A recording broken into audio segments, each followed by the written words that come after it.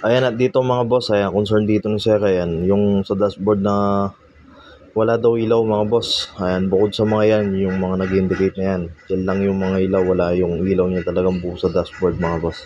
Kaya pag gabi hindi niya nakikita mga boss. Yung RPM, tsaka yan, walang ayaw lalat yan. Hindi niya nakikita. Kaya dito mga boss, tatanggalin natin yan para magkita natin yung mga bombilya, baka busted na mga boss. Ayan, bulag na. Kaya dito sa pagtatanggal nitong dashboard na to mga boss, may 4 na bolt na ano yan mga boss, Philip. 4 lang yan mga boss. Ayan, madali lang to mga boss, sundin nyo lang to mga boss. Kung may ganito kayo sa sakyan, L300 FB mga boss. Ayan, kung ganito din yung issue ng sasakyan nyo mga boss. Ito kasi matagal ng issue to mga boss, na hindi daw nagana.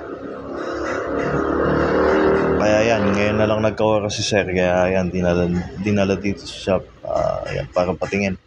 Kaya dito mga boss, titignan natin kung anong nangyari, ba't hindi na nailaw.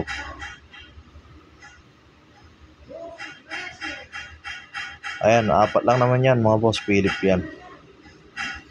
Yan lang naman gagamitin natin dito, flat at Philip screw lang mga boss. Wala naman mga bolt dito, kaya yan, buti-buting-ting lang tayo.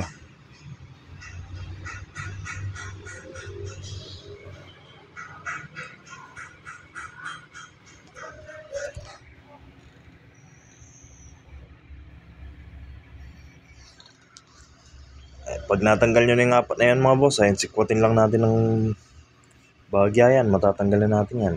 Ayan, ganyan lang yan. Hindi naman ganun kadaming clip yan mga boss. Medyo magaan lang naman tanggalin yan. Tapos yan, pag natanggal na natin yan, may 4 na naman Philip yan mga boss. Ayan, yung mga tinuturo dyan.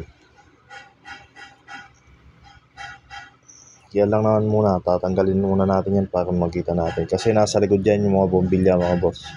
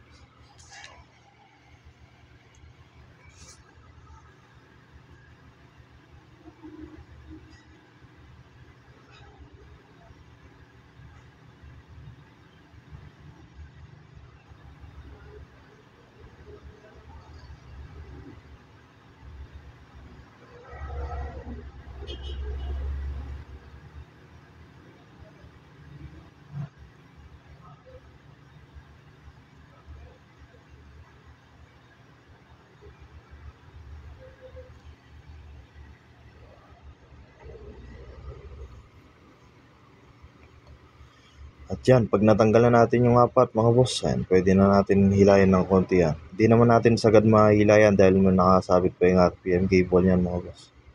Ayan, lisang lang natin ng konti yan, makukuha na natin yan. Yun lang na yung nakasagabal dyan, tsaka yung isang wire mga boss. Naka-bracket, kaya lisang lang natin ng konti yan.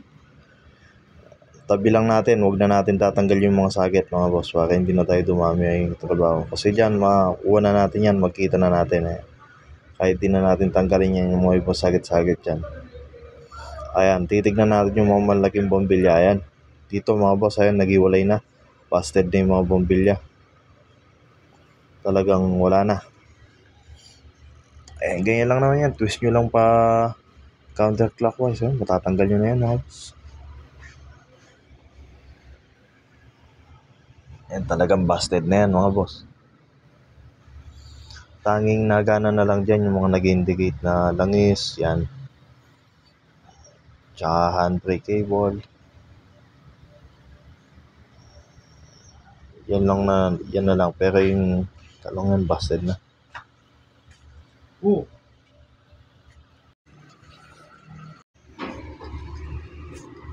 Ayan, kung mapapansin nyo mga boss, busted na. At ito yung mga bombilya, mga boss, peanut bulb. Mga regular na bombilya lang to mga boss. Ayan, pero mas maganda talaga mga boss kung sakali LED na yung mabili nyo mga boss. Yung mga magandang kulay. Pwedeng blue, pwedeng white, pwedeng yellow, mga ganyan. Ito lang kasi yung nabili na yung customer kaya all good sa rin to mga boss. Ayan, sa paglalagay niyan mga boss, umiiwalay yon sa housing ngayon. Push nyo lang yan, wala naman ano yan. Pag di nagana, baliktaran nyo lang mga boss, ganun lang yan.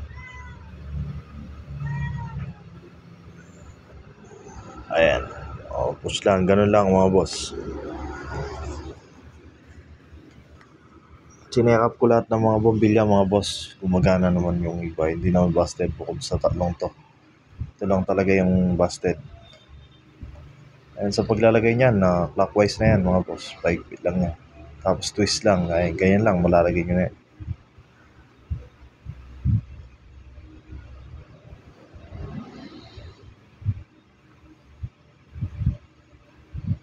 Ayan yung sinasabi ko sa RPM cable, ayan. Itapat nyo lang yan mga boss, papasok yan, tapos i-twist nyo lang. May lalagay nyo na yan sa paglalagay nyo yung buong house niya. Make sure natin na maayos ang pagkakalagay kasi malaking importansya din yan mga boss. At dito ayan mga boss, kung mapapansin nyo, medyo malabo pero may ilaw na. Ayan, medyo malabo lang nga. Dahil nga sa kupas na rin yung salamin ng to mga boss, dashboard. Malabo pa yung mga bombilya. Pero pag gabi mga boss, ayan, sinabi nga ni customer ay malinaw-linaw na yan. Okay naman din, kaso mas maganda pa rin kung sakali LED na susunod ka. LED na lang yung papalit na malinaw-linaw pa yan. Pero at least meron na. Hindi ka mukha ano mga boss. Wala talaga nung bago. At yun lang mga boss. Sa pagbabalik, kung paano tinanggal, ayun din. Yan lang babalik yan. Ayan. Kaya pag nagpalit kayo, mas maganda mga boss sa LED na peanut bulb. Yan lang mga boss. Share lang po. Salamat po.